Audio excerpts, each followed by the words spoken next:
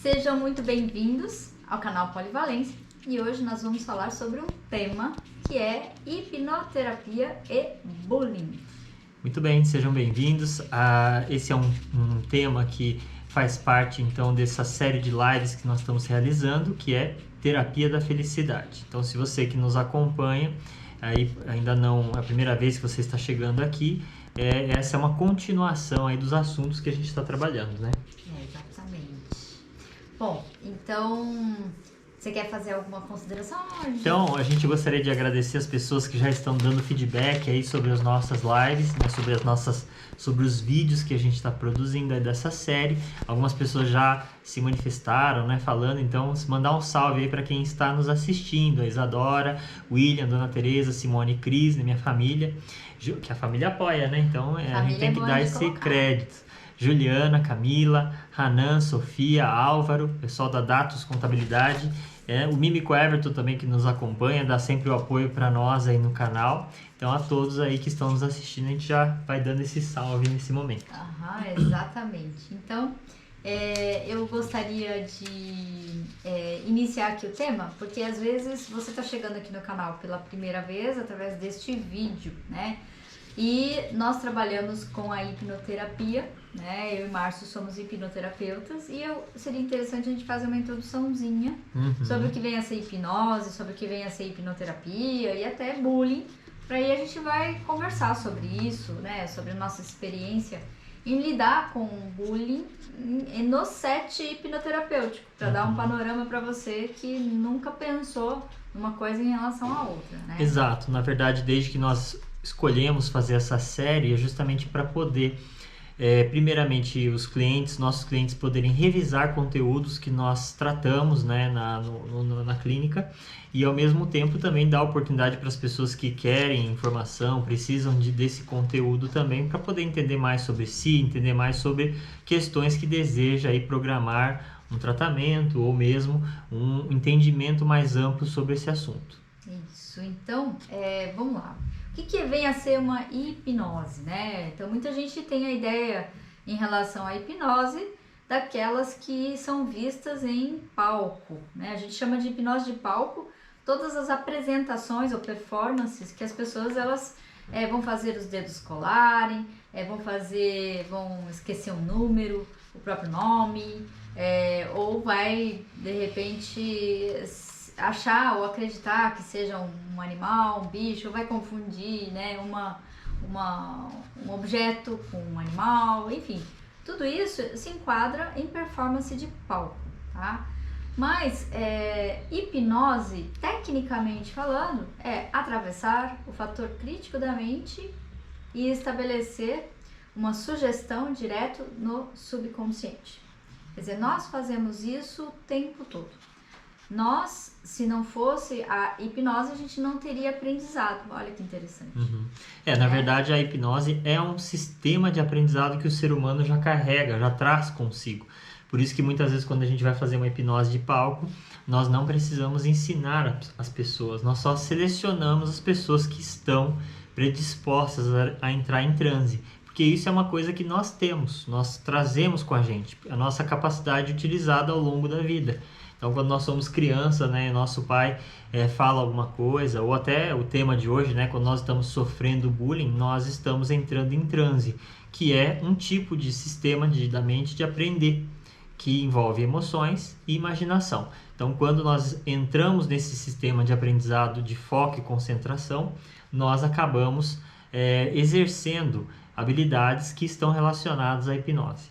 Quando nós utilizamos essas capacidades mentais para consertar traumas, situações emocionais, emoções que estão disfuncionais, nós na verdade estamos usando os mesmos recursos que ocorrem durante um trauma, durante uma fase, um momento que você está sofrendo bullying, no momento que você está numa situação crítica pessoal em relação às suas próprias emoções, para fazer o tratamento. Então, é usada a mesma capacidade mental, mas não é ela somente que é capaz de fazer as mudanças. Tem todo esse lado que nós vamos trazer hoje, né? Que é a abordagem do problema que vai ser tratado. Cada problema tem uma maneira, tem um jeito de você fazer o tratamento. Depressão é de um jeito, suicídio é outro, caso de bullying é outro, abuso é outro, né? Cada situação vai ter algumas variáveis ali que são importantes em relação ao funcionamento da mente. Isso. Né?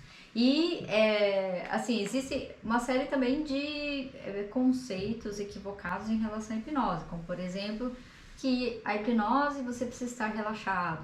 Não, a gente entra em estado de hipnose o tempo todo. Então, eu dou sempre aquele exemplo da pessoa que ela quer tanto pegar aquele ônibus porque ela tá atrasada, sabe? E ela fala assim, eu preciso pegar aquele ônibus e eu tô atrasada, e de repente aparece um ônibus, ela vai lá dar o sinal, entra no ônibus, e quando ele faz uma rota que ela não tá esperando, é que ela se dá conta que ela entrou no ônibus errado. Aí a pessoa fala assim, mas eu vi o número, né, sei lá, 110, eu vi o 110, e isso é um transe, na verdade, que a pessoa acabou provocando por ela mesma.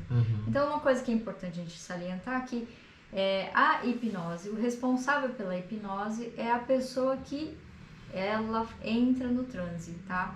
Então, não existe uma fórmula que é outra pessoa responsável pela hipnose daquela terceira pessoa. É ela mesma que se inclui, ela mesma que promove, porque é um mecanismo natural de aprendizado.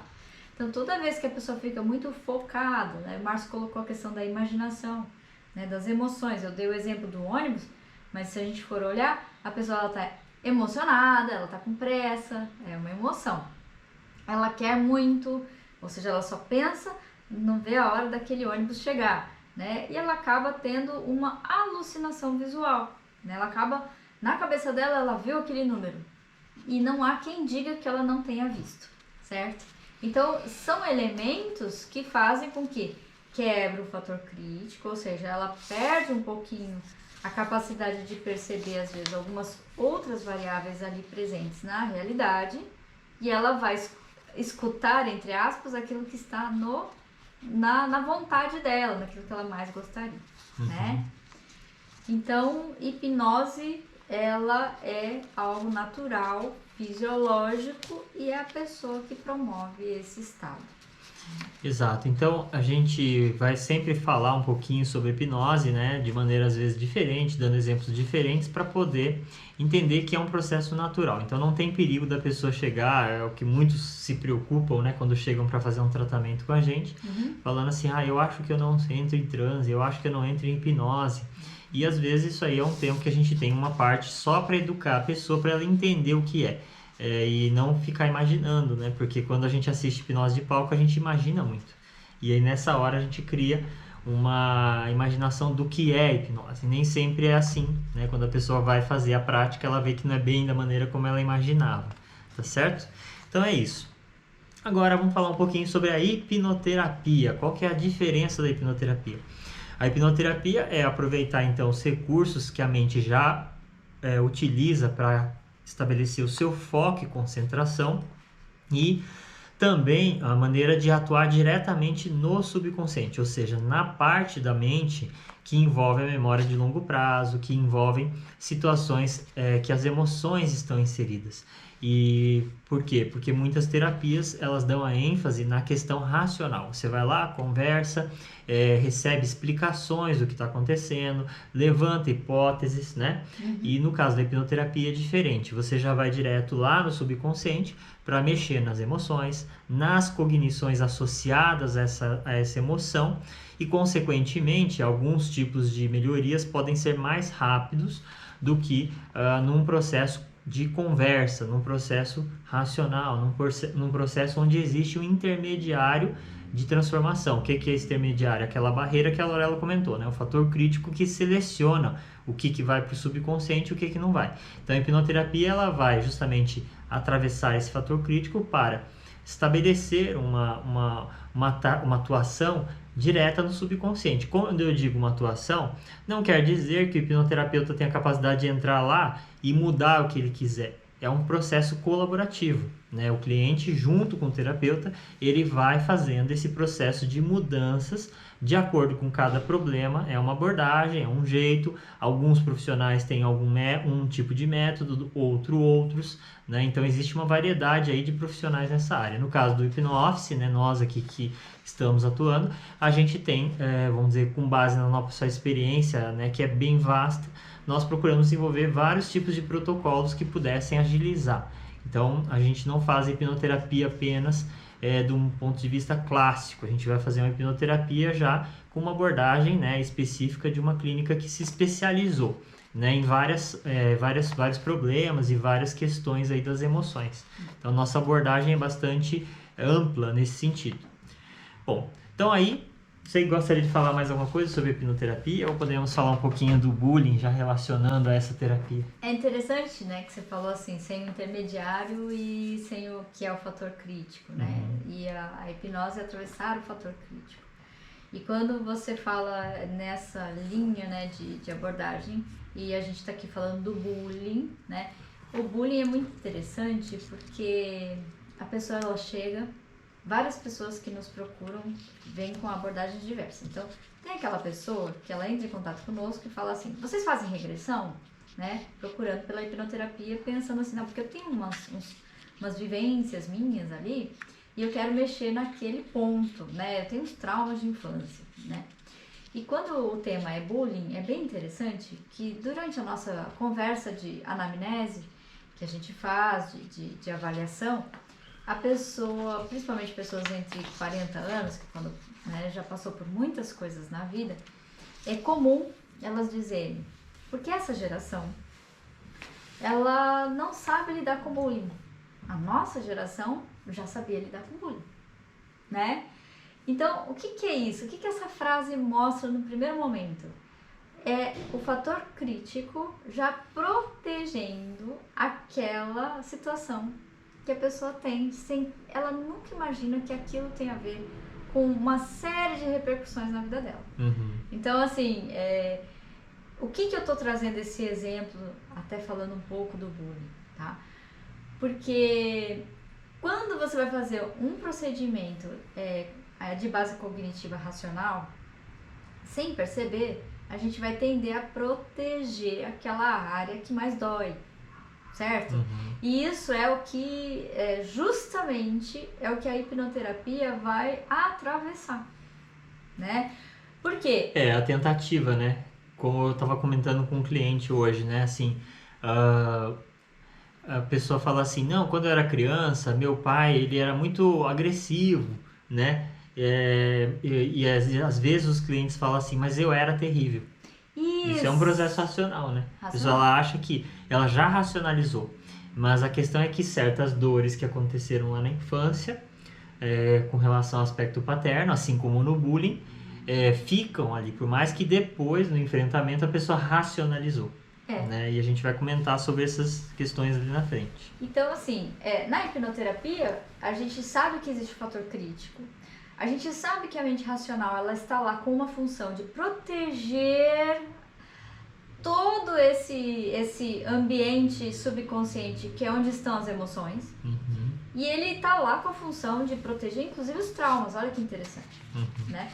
Então, quando a gente vai falar em hipnose para fazer uma abordagem de superação de bullying, nós estamos dizendo que nós vamos atravessar essa camada de proteção, porque essa camada ela vai fazer de tudo para nunca mexer naquilo ali, né? E por que ela vai fazer isso? Porque o nosso subconsciente ele é amoral, né? Nossa mente ela é amoral. Ela não tem esse conceito do tipo, é ruim, logo eu tenho que tirar, né? Ela não tem ela tem assim, economia de energia, eu não posso mexer. Ele não recicla os conteúdos, né? Não importa o tempo, não importa mudança de condição social, até forma física, né? A pessoa quando era jovem sofria bullying porque era meio gordinha, ou porque tinha alguma característica que foi salientada. No meu caso, eu sou japonês, então quando era criança, o pessoal vinha com apelidos, com diversos tipos de aproximação que era, vamos dizer, emocionalmente propenso ao bullying. Isso. Né? Então não quer dizer que porque a pessoa cresceu, né? O Márcio ficou grande, fala grosso, né? Procura ficar forte, quer dizer que ele superou o bullying, né? Isso não tem relação, né? Não tem, porque olha que interessante você falar isso, né?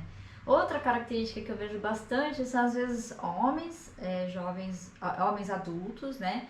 A pessoa, às vezes, já tem um ritmo de academia, já tem uma vida, né? Que ela cuida do corpo. Eu vejo homens, assim, com o corpo, né? Ela não tá com excesso de gordura nem nada, tá com músculo, tudo, porque ela trabalha com o corpo. Só que ela ainda experimenta uma sensação de inadequação.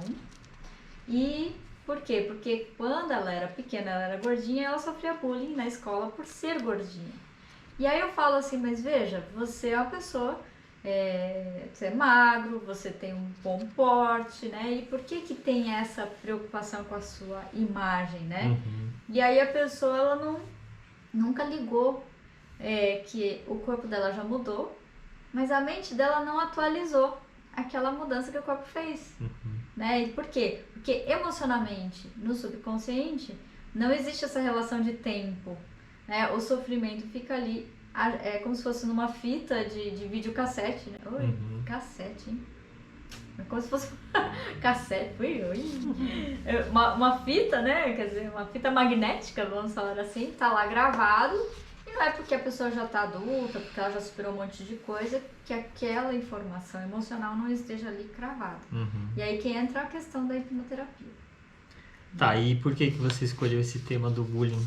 O que chamou você a atenção para falar sobre esse assunto? Porque é impressionante, né? É uma coisa que eu ainda não explico, né? Das coisas que estão nas minhas prateleiras, das coisas que eu não explico.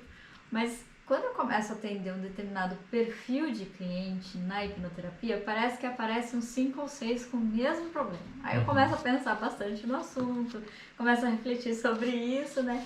E a gente está na fase das pessoas que sofreram bullying e começam a procurar pela hipnoterapia. E geralmente vem com essa mesma abordagem, né?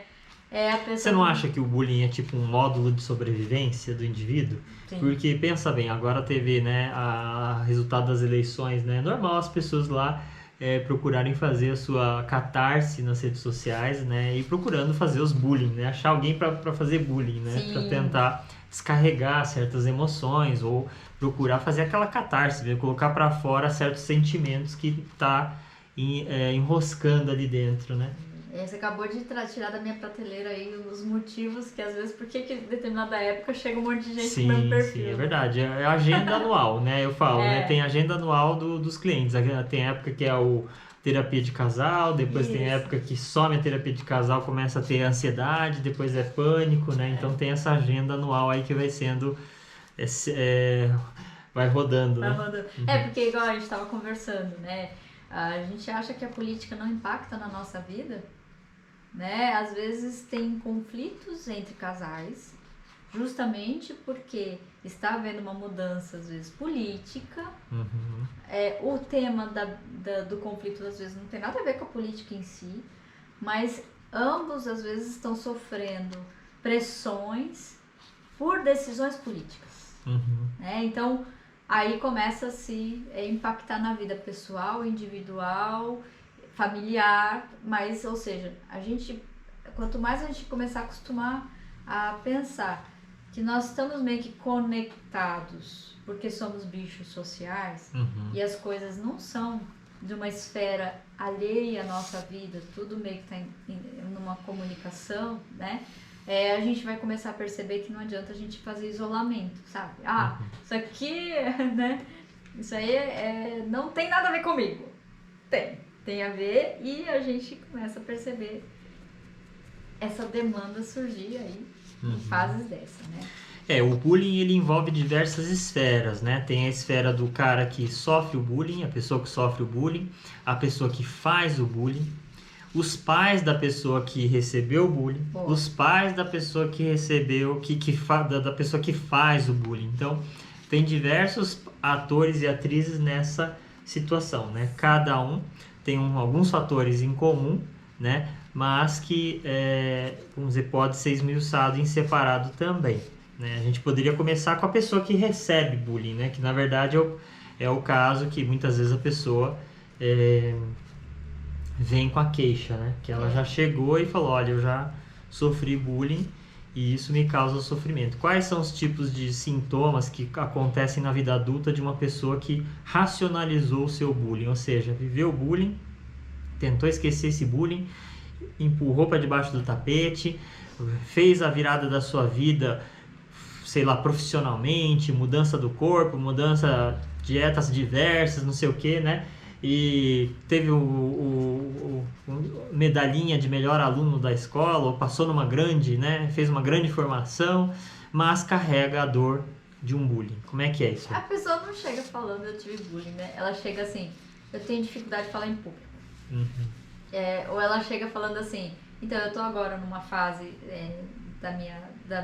eu tô prestes a ganhar uma promoção no trabalho e eu vou pegar uma posição de liderança e eu não tenho coragem de falar com os liderados. Ou eu não consigo emagrecer. Aí você vai ver, as queixas, elas são diversas. Na verdade, a gente descobre o bullying quando a gente tá no transe. E aí, na hora que a gente pega aquela emoção que tá por trás da queixa da pessoa, a gente descobre o bullying ali em conjunto. Geralmente é assim.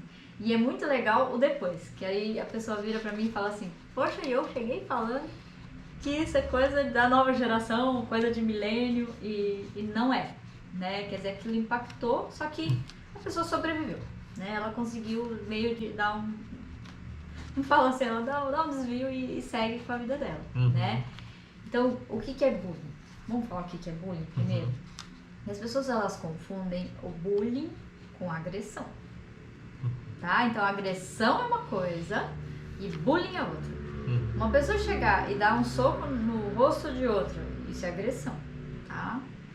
Agora, uma pessoa começar a ridicularizar, né? Uma pessoa... ameaçar, cercear, né? Tudo isso pode ser o bullying. Isso, intimidar, né? Pegar uma característica da pessoa. O Márcio trouxe aqui que ele é japonês e ele usava-se uma característica imutável, porque você não tem como mudar uma característica desta, né? Às vezes é a raça, às vezes é o timbre de voz. Eu tinha uma amiga que ela tinha uma voz bem grossa e ela tinha uma expressão que eu achava super inteligente, que ela falava assim, a pior coisa que tem quando alguém vem criticar a gente é com base em características que são nossas, você não tem como mudar, né? Sim. E isso é dolorido, porque, né?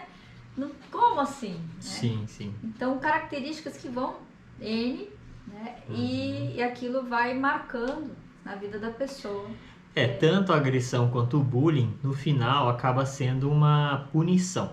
A gente fala muito sobre esse elemento punição como, tecnicamente, né? Como, vamos dizer assim, uma punição mesmo, né? Que acaba afastando algum tipo de necessidade.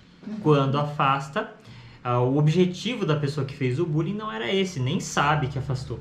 E a pessoa, quando ela toma o bullying ou recebe essa punição, aquilo que ela emocionalmente está vivenciando pode se tornar o efeito a longo prazo, né? Pode se tornar a dor que ela vai carregar. Porque o bullying, a reação para cada pessoa é um pouco diferente. O mecanismo de enfrentamento que a pessoa vai fazer depois que ela sofreu o bullying, para cada pessoa é um pouco diferente. Mas a questão é que todas as pessoas vão carregar essa dor da punição. Então a punição, quando ela é associada à imaginação, e a imaginação, como a gente costuma dizer, né? Ela é aleatória, ela é com base em algumas coisas do momento, é baseada com situações que já haviam previamente dentro da própria pessoa, né? Acaba criando essa direção, né? O que vai acontecer com cada pessoa vai depender do que ela já teve de experiência prévia e as imaginações associadas ao momento que ela sofreu o bullying. Então, exemplo, uma pessoa sofreu bullying num contexto em que ela estava na escola sozinha num banheiro e não tinha como gritar para ninguém. Esse é um cenário. Não, sofreu bullying dos irmãos em casa. Outro cenário. Não, sofreu bullying quando já estava numa vida adolescente, trabalhando e foi no trabalho. Outra situação. Então, cada circunstância do bullying também pode gerar certos efeitos de acordo com a imaginação daquele momento. é não preservação da segurança, ou então realmente é jogar para a própria identidade, considerar uma autodepreciação, né? Às vezes é fazer uma oposição direta ao mundo exterior, classificando todas as pessoas como pessoas que são arriscadas de estar perto. Enfim, esses são alguns tipos de exemplos, né, de mecanismos que podem acontecer. Porém, se acontece antes dos 10 anos, a gente costuma dizer que é a sementinha do mal. Por quê? Porque antes dos 10 anos a mente do ser humano ainda não tem tanto esse fator crítico que a Lorela falou. Então a defesa, ela praticamente é muito baixa. Então por isso que tudo que acontece com a criança antes dos 10 anos realmente, nesse sentido, seja bullying ou outros tipos de trauma, a criança não tem defesa, né? Ver situações de violência, violência entre pai e mãe, ou então separações, certas situações, a criança não tem uma defesa. Por isso a necessidade de entender, para poder ter uma orientação clara, né? Porque justamente nessa fase a criança tem que ser mais cuidada até ela aprender a criar uma defesa pessoal da mente, para não deixar entrar certas programações ou essa semente do mal que a gente está colocando, né? E a programação é assim. Lembra que a gente falou lá do atravessar o fator crítico. O que faz quebrar o fator crítico de qualquer um? Um choque, um susto, uma emoção, certo? Então, o que é importante? A pessoa toma um choque e aquele primeiro pensamento que ela tem logo ali em seguida é o que às vezes vai ser o destino dela, em como aquilo vai repercutir em áreas da vida dela, né? Então, por exemplo, o Márcio falou de vários exemplos aí de bullying nos cenários, né? Eu estava pensando em bullying que às vezes acontece com autoridades, então professores sobre alunos, né? Então, na hora que um professor chega e vem e torna ali a criança o centro, foco de uma ridicularização, por exemplo, o que a criança pensa logo em seguida daquilo vai programar, o que a gente chama, vai programar aquela pessoa para o resto da vida, vai marcar, vai vincar. Então, se ela chega e fala, a professora fala, você não vai servir para nada, né? Ela toma um choque, aquela informação entra direto no subconsciente e ela passa, por mais que ela tenha até dinheiro, já sofreu um monte de coisa, mas fica com aquela sensação inquietante de que parece que ela não serve para nada, né? Então, tudo que após o choque, após a abertura do fator crítico é colocado, inserido ali, ou que a gente pensa sobre a gente naquele momento, vinca, né? Então, isso é uma coisa para a gente ficar atento, né? É uma informação importante para nós. Eu costumo dizer que crianças que sofrem bullying lá, sei lá, antes dos 10 anos, né, 7 anos, 8 anos, elas acabam se tornando também mais inteligentes, porque elas acabam criando como mecanismo de enfrentamento essa habilidade racional, né? Então eu costumo dizer que colégios que têm uma junção de muitas crianças superdotadas são crianças que sofreram algum tipo de dor emocional antes dos 10 anos, presenciaram situações críticas e por isso desenvolveram essa capacidade de inteligência um pouco mais fora do normal, né? Então a dor é um mecanismo que faz a pessoa ficar mais inteligente. Mais inteligente não é garantia de sucesso, mas muitos acabam se direcionando para colégios como esse para ter boas posições, né? Mas é um efeito colateral da dor, certo? E muitas vezes a questão do bullying, um dos fatores que interfere muito é o isolamento, né? O bullying ele se torna um grande, vamos dizer assim, nutriente, né? Para a pessoa criar um modo de funcionamento em que ela vai se isolando. Então, quais tipos de isolamento? Acaba prejudicando a pessoa a ter essa motivação de estar em segurança na presença de outras pessoas, né? Estar na presença de grupos novos, estar, como a Lorela comentou, né? Às vezes você está numa situação profissional em que você vai ganhar uma expressão ou estar interagindo com equipes diferentes, equipes novas. Muitas vezes isso já é um fator que prejudica, né, o isolamento. E na infância é aquela coisa de tentar fazer, hoje principalmente, no virtual, né? Na nossa época não tinha jeito, a gente tinha que fazer as coisas presencial. O bullying Mas- ele era presencial, antigamente. O bullying e os efeitos, né? Depois que a gente sofreu o bullying, a gente tinha que ir no grupo de escoteiro, no grupo do vôlei, no grupo do basquete, do futebol, tinha que continuar porque as atividades sempre eram físicas, não tinha entretenimento virtual ou ação virtual, não tinha que fazer em casa, você tinha que estar saindo. Então, acaba que você estava ali, mas com grupos, mas buscando um comportamento mais isolado, mais de defensiva, mais de procurar ficar na tentativa de preservar a integridade, porque ela gostaria de sentir essa segurança, mas aí racionalmente ela vai explicar como que eu tenho segurança. Se eu evitar de me aparecer, se eu procurar mudar a minha vestimenta. Porém, como existe uma emoção muito forte, a tendência é que ela vai sendo conduzida ao erro. Então, ou seja, se ela está querendo uma aceitação, sem perceber ela começa a usar roupas que chamam demais atenção, caricaturizadas. Ela acaba se tornando mais alvo de bullying, justamente porque ela não percebe que as emoções dela estão induzindo a certos erros, né? Na hora de, sei lá, escolher o corte do cabelo, na hora de cuidar da própria aparência, da vestimenta, a questão, isso tudo vai se tornando um tipo de programação de alvo, quer dizer, a pessoa começa a, sem perceber, sempre sendo alvo, né? E esse sempre sendo alvo mostra que já existe uma outra sementinha do mal antes mesmo de vir o bullying, né? Então, assim, pra mim, o bullying, ele é difícil falar só do ponto de vista da pessoa que sofre o bullying. Eu penso sempre ele meio que sistêmico, sabe? Sim, então, por sim. exemplo, a gente é bicho, certo? Então, se você coloca lá um cachorro machucado numa matilha, o que os cachorros da matilha tendem a fazer com aquele que está deficiente ali? Eles vão tender a querer liquidar com aquele cachorro, não vai aceitá-lo, tá? E nós seres humanos temos a mesma coisa, principalmente na infância.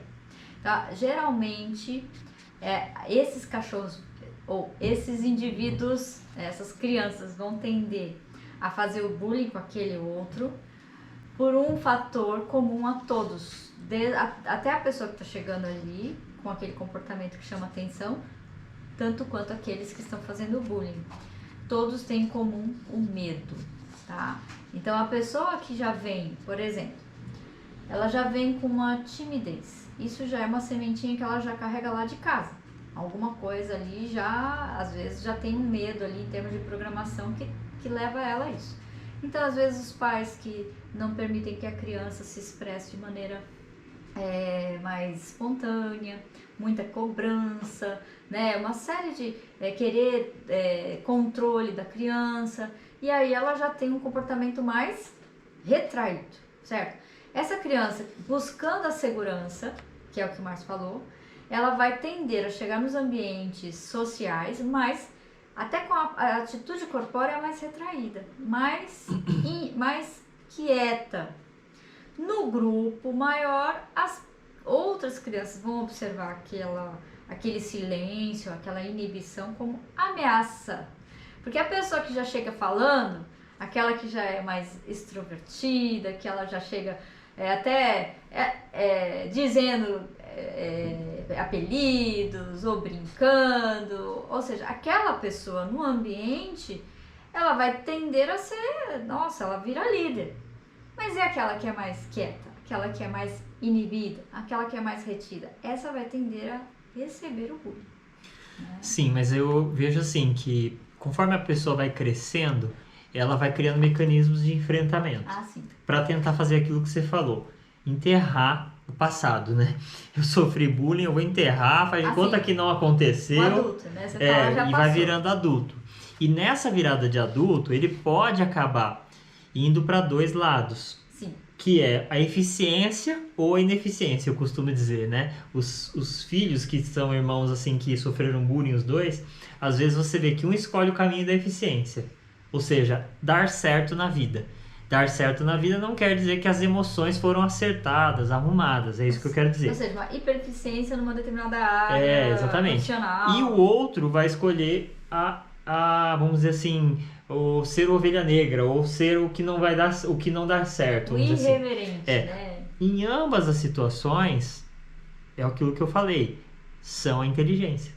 Para você fazer dar errado, você também é inteligente. Pensa bem, né? Requer foco e Requer concentração. foco, concentração para você fazer dar certo. Então é um tipo de inteligência. Quando tudo que você faz dá errado, você tem uma habilidade para fazer isso. É uma capacidade mental, de certa forma, mas... É um investimento, né? É um investimento e, de certa forma, é um tipo de coisa que nasce lá no bullying, né? Então, quando o indivíduo, por exemplo, vai para a ineficiência, ele vai se escondendo, por exemplo, em subemprego, ele vai para aquelas situações em que ele consegue criar um contexto que ele pode relativamente controlar. Né? Então é aquilo que a gente viu na expressão do o trabalho mais operacional, de repente. Não sei, mas é uma situação que não tem prestígio, não tem muita risco, não tem risco, né? É menos riscos. E aí entra naquela coisa, o cara cria um mundo, a pessoa cria um mundo em que é o que a gente viu lá na série que a gente estava vendo recentemente, em que ninguém viola a bolha dele. Então ele já tem aquela bolha e ele vive aquele sistema relativamente organizado e ele sempre tá lá, ó, ninguém viola a minha bolha aqui. E ele vai gerenciando. O Márcio está se referindo a uma série que nós encontramos recentemente, chamada-se Happy-ish. Quase Felizes. Quase Felizes, de 2015. Vale a pena assistir. Da Amazon, né? É divertida pra caramba. E tem o outro que passa a buscar o alto desempenho. Só que ele busca esse alto desempenho, porém ele está carregando aquela dor. E como que a gente vê como essa pessoa identifica que ela está carregando essa dor? Que ela conseguiu ser um chefe, um supervisor, conseguiu alcançar, que nem você comentou do cliente que estava passando para uma chefia, um cargo de chefia, conseguiu ter expressão. Mas ela perdeu uma coisa ali, que é a espontaneidade. E quando ele perde a espontaneidade, ele passa a ser motivo de bullying também. Porque é aquele chefe que todo mundo dá risada, é aquele chefe que quando... Por quê? Porque ele não consegue ter uma ação espontânea.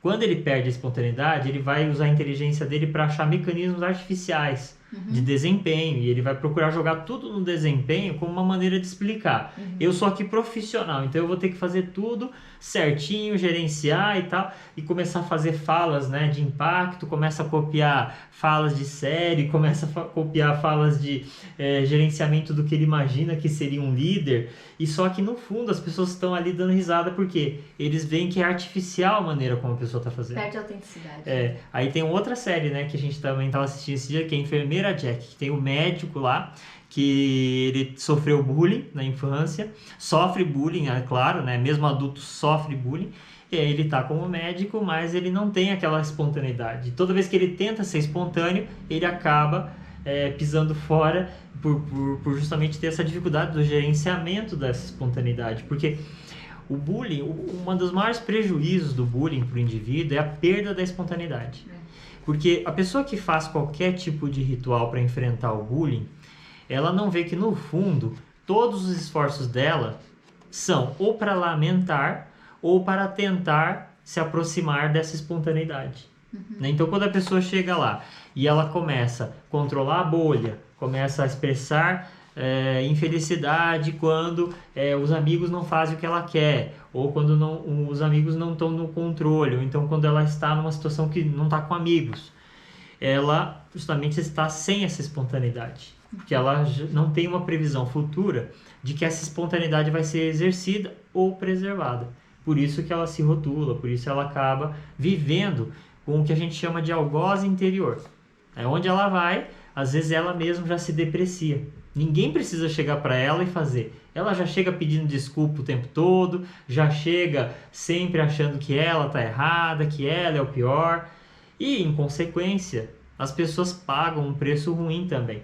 As companhias, os amigos, as pessoas que tentam se aproximar, os familiares, acabam pagando, né, um preço alto também por isso. Porque uma pessoa que carrega esse algoz interior, ela por si só já se pune. Então, ninguém quer que ela se puna.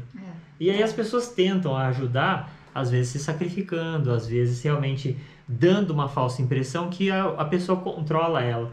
E na hora que ocorre essa frustração, o sistema meio que é penalizado, né? Porque há conflitos, há brigas, há situações de rompimento e reforça toda essa situação que iniciou lá na situação do bullying. Que é a base da programação da rejeição. Uhum. Então a gente está falando de rejeição interna, quer dizer, a próprio indivíduo se rejeita, criando... tem gente que até faz piada dessa rejeição, né? Que fala assim, auto-bullying, né? Que a pessoa fala assim, tudo que eu faço dá errado, né? E aí todo mundo dá risada, acha engraçado. A pessoa ela acaba... Isso é um mecanismo de enfrentamento que ela faz para não mexer com a dor, transformar aquela dor numa coisa engraçada, né? Mas tá ali um processo de auto-hipnose grave, porque ela sempre vai reforçar que ela é ineficiente em alguma área, ou que tudo que ela faz dá errado, ou que se ela abrir uma fábrica de guarda-chuva para de chover, né? Aquelas frases que são engraçadinhas, né? Mas na verdade esconde ali um bullying que a pessoa faz com ela mesma, né? Como uma forma dela tentar se proteger de alguém venha fazer uma crítica externa, né? Então isso é tentativa de controle também, né? Isso que o Márcio está falando, a perda da espontaneidade. E aí quem olha de fora fala assim, nossa, uma pessoa tão espontânea, conta tanta piada, não é verdade? Mas na verdade ela vai ter um monte de travões lá e vai fazendo esse tipo de... existe um termo que a gente usa em hipnose, chama-se compounding, né? Então toda vez que você repete a mesma coisa, você vai entrando direto no subconsciente e vai reforçando aquela dor, né? Então, voltando, recapitulando aqui, porque a gente começou e a gente foi longe, né, Márcio? A gente deu uma viajada aí. Mas assim, ele falou, vamos falar do ponto de vista da pessoa que sofre o bullying, certo? Vamos falar do ponto de vista da pessoa que faz o bullying. E eu trouxe, existe um processo, às vezes, sistêmico, que é as pessoas todas envolvidas naquele contexto, elas compartilham da mesma coisa, insegurança, medo. Então, a outro vai ridicularizar, presta atenção, toda vez que alguém vai ridicularizar a outra pessoa, se ela não fosse uma ameaça, não teria o porquê ela ser ridicularizada, não é verdade? Então, ela é vista como uma ameaça. Ela pode ser vista como uma ameaça pelo tom de voz dela. Ela pode ser vista como uma ameaça por ela ser um japonês e numa escola em que não tem muitos japoneses. Ela pode ser vista como uma ameaça por ela ser mais quieta. Ela pode ser vista como uma ameaça com N coisas que não é o comum ou que se diferencia da maioria, né? Então, isso daí a gente vai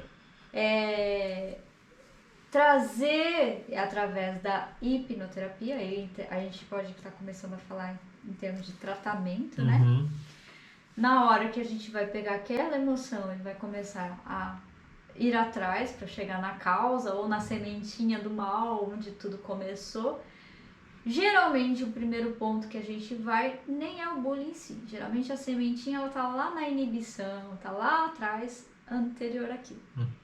Tá num sintoma que tá acontecendo no momento, né? A pessoa às vezes não poder se expressar ou então sofrer um certo dificuldade de relacionamento no grupo, né?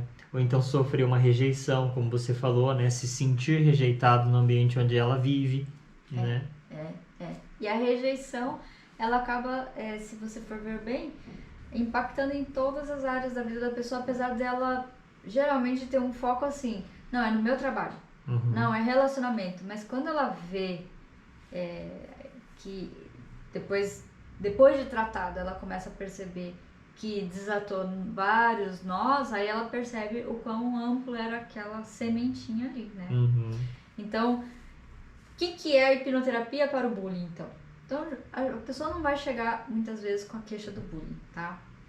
Pode ser que sim, mas... A não ser que seja criança, que os pais estão vendo, né? E estão vendo que a criança está sofrendo, aí acaba já sendo direto, né? Mas o adulto em si, não. O adulto, geralmente, ele vai vir já com adiantado, né? Com essas situações que a gente comentou agora.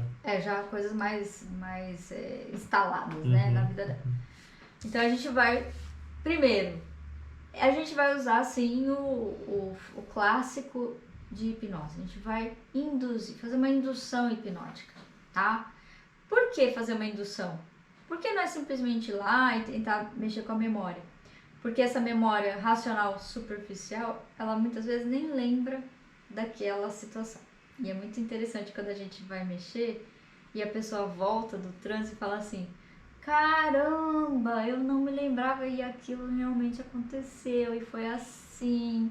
Não sabia que isso era. Que eu achei que já tinha sido superado. Não sabia que aquilo tinha me gerado tanto problema. Isso daí é o que a gente mais escuta depois do transe, né? E por que fazer o transe? Porque senão, lembra que eu falei no início, a mente vai proteger, ela, né, ela não vai lembrar, ela não vai acessar às vezes, ou ela não vai nem considerar, nem sabe que aquilo tem a ver com o que ela está vivendo agora. Se a pessoa, se você tem uma situação de bullying que está mal aparado dentro de você, e o seu subconsciente vai tentar trazer que isso está lá mal resolvido. Então, através de pesadelo, através de certas preservações excessivas a desconhecidos, né? Então, se você é convidado para ir numa festa de casamento onde vai ter muita gente desconhecida, ali às vezes já vai vir as emoções. Isso. Então, tem vários sinais que vão demonstrando, né, que existe esse lixo ligado ao bullying. Inclusive, na semana passada, nós publicamos um vídeo sobre limpeza do lixo emocional. A gente está aqui trazendo hoje uma limpeza de um lixo muito relacionada a bullying. Né?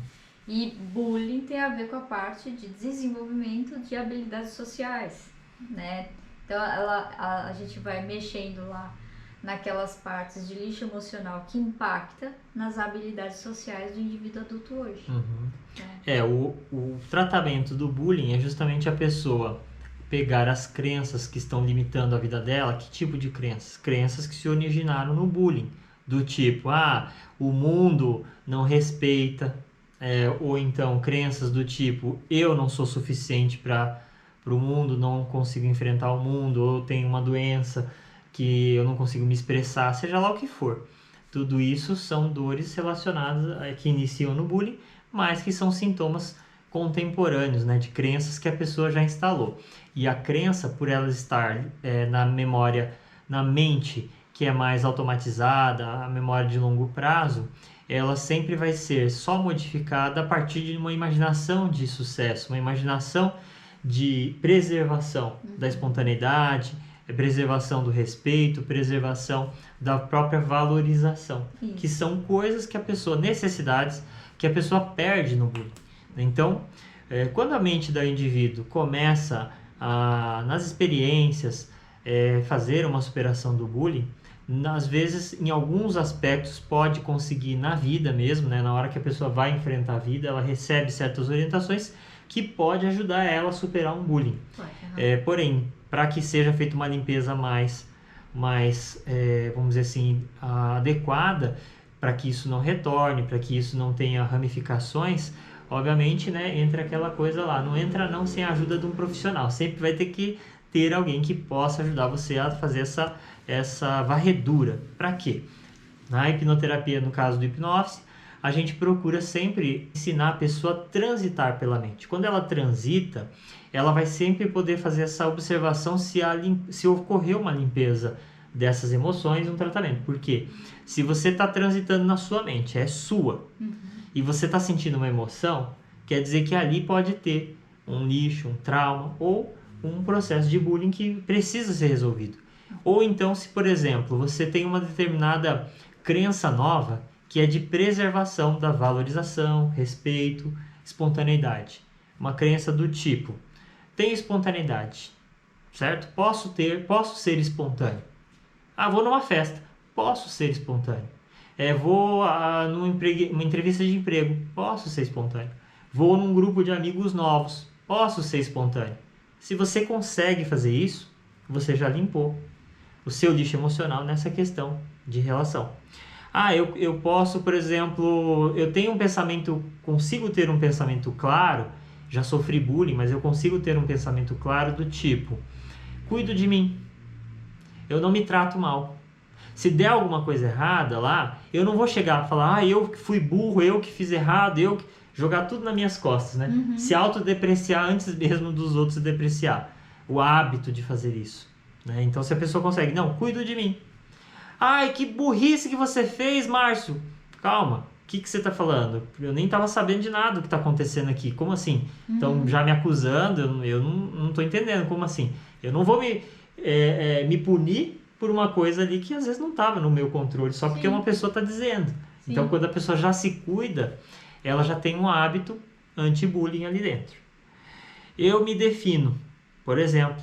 Então, quer dizer, alguém chega para a pessoa e faz uma fala, né? Ai, Lorela, você é uma pessoa muito chata, você é muito não sei o quê. E a Lorela fica, tá bom, beleza, sua opinião. Pode, né? Eu não gosto de gente que usa marrom, não gosto de gente de cabelo curto. Tudo bem, entendeu? Eu não tô nem aí. Então, quando ocorre essa preservação, mostra que ela também já está mais nessa filosofia do anti-bullying. Então, esse tipo de processo, de frases aqui, é que nós ajudamos o cliente a chegar. Para quê? Para isso, precisa limpar o lixo que a pessoa carrega e, ao mesmo tempo, poder estar fazendo a pessoa criar um novo hábito. O que é esse novo hábito? Novo hábito que está por trás dessas frases. Cada frase dessa tem um conjunto de hábitos que você vai praticando e preservando aquela necessidade perdida no bullying. Isso. Você falou de crença, né? A crença que de repente nasce a partir do bullying, né? E não só do bullying, mas o bullying é mais uma forja lá que vai complementar. Existe a crença da permissividade na punição, né? A pessoa ela fica permissiva para a punição. Isso é um conjunto de crenças, né? Então, por exemplo, ela aprendeu que coisas erradas devem ser punidas. Logo, ela permite ser punida também, quando ela considera que ela fez algo errado. Então, uma das coisas que é interessante no processo do anti-bullying, é viver uma vida em que a punição ela seja retirada do teu vocabulário mental, vamos dizer assim. Do hábito mental, né? Do hábito mental, Então, o exemplo que o Márcio trouxe. Olha, eu não gosto do seu cabelo. Se você já tirou esse hábito da punição, você vai olhar com curiosidade para aquela outra pessoa. Aquilo não se torna mais a crítica, né? Porque se fala assim, muita gente tem muito medo da crítica. A maioria das pessoas tem medo da crítica porque elas têm medo da punição, né? Então, quando o outro vem e faz uma crítica, ela pode olhar para aquele indivíduo até querendo entender, né? Mas me fala mais sobre isso. Me fala mais sobre o teu pensamento, como é que você se sente. Então, a pessoa ela vai ficando mais habilidosa em lidar com os outros seres humanos. E é por isso que, saindo essa estrutura de crenças dela, ela passa a ficar um pouco mais espontânea, mais habilidosa. E na terapia, uma pessoa que vem assim às vezes para tratar, ela não tem essa expectativa de crescimento tão fácil, né? Porque ela já fez muitas tentativas frustradas, né? Porque o que frustra a gente superação do bullying? É usar a racionalidade para resolver. E isso faz toda a diferença, porque o indivíduo que já tentou racionalmente, ele chega achando que ele é inteligente, né? Ele vem falando assim, não, eu já tentei muitas coisas e é difícil. Não, se você não sabe fazer, não quer dizer que não seja possível fazer o tratamento. De forma leve, né? Quando você faz da maneira funcional, você gasta muito menos energia, com muito mais ganho de prazer, satisfação, equilíbrio, segurança, né? Então, você contar com apoio especializado é justamente para poder ajudar você a dar braçadas um pouco mais produtivas e com menos frustração, porque o racional gera frustração. E esse racional é só um jeito que você tentou, às vezes buscando em pessoas que não tinham uma clareza do funcionamento ou situações que a vida convence a gente de que se a gente for inteligente nós vamos conseguir, né, superar. A gente tenta compensar pela inteligência. E quando eu digo inteligência, não quer dizer só ser bom em matemática, não. É mecanismos, artimanhas para tentar driblar as emoções que são relacionadas ao bullying. Então, na internet geralmente faz essas enquetes, né? Do tipo, se alguém chegar para você e dizer alguma coisa lá, o que você responderia? Então, outro dia tinha uma dessa na internet. Se alguém falar para você que não gosta de você, o que você responderia? Então, isso já é a estratégia de ser inteligente para lidar com o bullying. Aí a pessoa fala assim, eu responderia, e aí viria com toda uma argumentação, né, um desgaste, porque aí eu tenho que ser melhor do que o outro que falou tal coisa, e vira um duelo, vira um negócio, e aí parece que você está numa batalha, e aí isso mostra que se você está dentro de uma batalha, frente a tudo que alguém possa dizer para você, você está num conflito. E a pessoa, quando ela procura usar os mecanismos racionais para enfrentar essas dores do bullying, ela pode passar para um novo nível, ela pode ascender a um novo nível, que é o nível psiquiátrico. Isso. Que é quando ela tenta baixar aquela raiva, a tristeza, usando a imaginação. Então ela tá lá, né? A pessoa tá falando uma coisa, ela tá olhando para a cara da pessoa assim, ó. Imagina, eu vou dar porrada, né? Eu vou pegar uma faca, eu vou enfiar e vou fazer isso, fazer aquilo. Se ela cria o hábito de ficar imaginando isso, ela vai criando um sistema de agressividade, um sistema de mecanismo de enfrentamento que é já beirando a psicopatologia. Isso. Que é quando a pessoa vai ter que procurar o apoio psiquiátrico para tomar medicação, porque chegou num nível de impotência que ela se coloca sem um tratamento adequado, que vai poder chegar a esse nível que é o mais grave. Então não se deve deixar chegar nesse ponto para depois procurar tratamento, porque a hora que a pessoa já está contaminada pela medicação, sem as faculdades mentais dela preservadas, é mais difícil para tratar. Então, sempre quanto antes, né? A gente trabalha muito assim com o público funcional. O que significa? A pessoa que está trabalhando, a pessoa que está nativa, a pessoa que está ali, já tem todo um esforço. Agora, uma pessoa que está no nível psiquiátrico é muito mais complicado. Por isso que não se deve, né? Não se deve tentar enterrar as emoções ou então enfrentar as emoções com falácias, com certas moralidades, com determinadas comparações. Isso tudo só piora os sintomas, infelizmente. É verdade, é verdade. Tudo bem? Tudo então bem. É nesse clima, né, de psiquiatria que a gente vai finalizando a nossa live de hoje. Nós agradecemos aí a participação de vocês. Se vocês escreverem qualquer comentário para nós, nós vamos receber. Então, pessoas que têm interesse em contribuir com algum assunto, têm dúvidas sobre algum assunto, joga nos comentários para nós. Quem puder compartilhar para aquele amiguinho que está sofrendo das suas emoções, compartilhe esse vídeo, que nós estamos começando essa série. Então, para quem puder acompanhar desde agora, vai estar crescendo com a gente aí nessa comunidade, tá bom? Até o próximo vídeo na semana que vem. Até o próximo vídeo.